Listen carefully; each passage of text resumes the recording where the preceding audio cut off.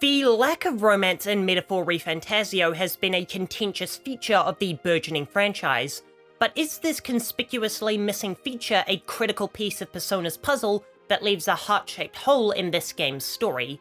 See, romance has always been a tricky topic when it comes to Persona, as your character is an emotionless, practically mute high schooler with a bad haircut, meaning that the most unrealistic part of these games is that someone is sexually attracted to him. But in all seriousness, romance, to me at least, is a core part of the social sim element. It represents the ultimate maturation of the socially awkward loner he was at the beginning of the game. In the same way we conquered the JRPG portion by defeating the final boss, we defeated the social sim element by getting a girlfriend. But while I think romance is an important part of Persona games, Metaphor ReFantazio is decidedly not a Persona game. It simply has a social sim element, but the protagonist of each game is quite different. But before we get into that, I need to set the record straight. The social sim element doesn't solely exist for there to be romance. That's an incredibly shallow way of looking at these games. The social sim element is there to help deepen our understanding of our party members or the world surrounding us. Persona is able to spend all of its social links on understanding the supporting cast because the game is set in the modern day, so we already know how the world operates, leading to more character-focused narratives that feel quite personal.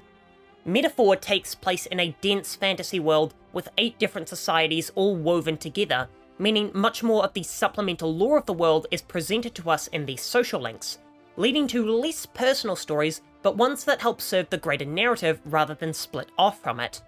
All that to say is that the potentially romanceable social links in Metaphor ReFantazio are less about the individual characters and more about their role in the wider world.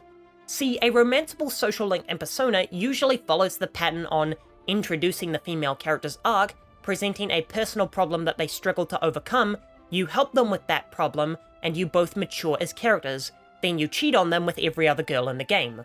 These are light-hearted and emotional narratives where any one of them could be a short manga/doujin, and all these naturally transition into romance. Metaphor ReFantazio's female plot links go in a decidedly different direction, often involving themes like dog murder, attempted poisoning, human sacrifices, police brutality, that sort of thing. Now, you have to be a special kind of crazy or horny to think that stories with plot elements like these will lead to romance. The storylines that these girls go through can be nothing short of traumatic, and while they do grow as characters, it's not so much about overcoming a personal fault as it is overcoming an external evil. In fact, I found it quite odd how almost every follower bond has some sort of minor antagonist. I believe this is because the bonds are about showing us the cruelty of the world we're fighting to change. Because these social links seem more focused on establishing the world rather than the characters, which to be fair is more important in a fantasy setting. But aside from the fact that confessing to these girls after witnessing some truly heinous stuff would be the actions of a psychopath, Metaphor's protagonist doesn't need a romance like Persona protagonists do, because that's not part of his journey. Where Persona is about overcoming the social challenges of being in a new city and making new connections, Metaphor is about overcoming the social challenges of gaining new followers for your campaign. Where romance represents the ultimate achievement of being social in Persona, in ReFantazio, it's about gaining the support of the people, which is done through assisting your followers with their tasks and making the world a better place for your people. Also, if Luis or anyone else ever found out we had a significant other, they would absolutely have them assassinated or threatened to get us to drop out of the race, creating a massive plot hole if we did have a romance partner. So to answer the initial question, not only is it okay that Metaphor ReFantazio doesn't have romances at the end of its social links, it would also be weird if we did, considering the subject matters, and it makes sense from both a narrative and logical perspective. But what's more, most of the girls are kind of X from a relationship point of view. Yufa is an extremely naive girl who's just experiencing the world for the first time, so coming onto her while she's still learning about the world feels a bit manipulative.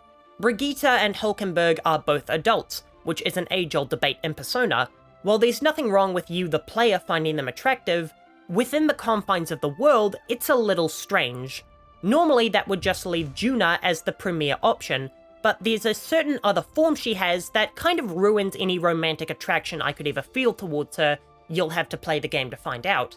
So it turns out the only non-problematic romance is the furry, which is an acquired taste to say the least, But who am I to judge? I still think Haru is the best girl this publisher has ever produced. I'll be back in 2 days. In the meantime, here's a video going more in depth on why the social links in general are so important to Metaphor ReFantazio.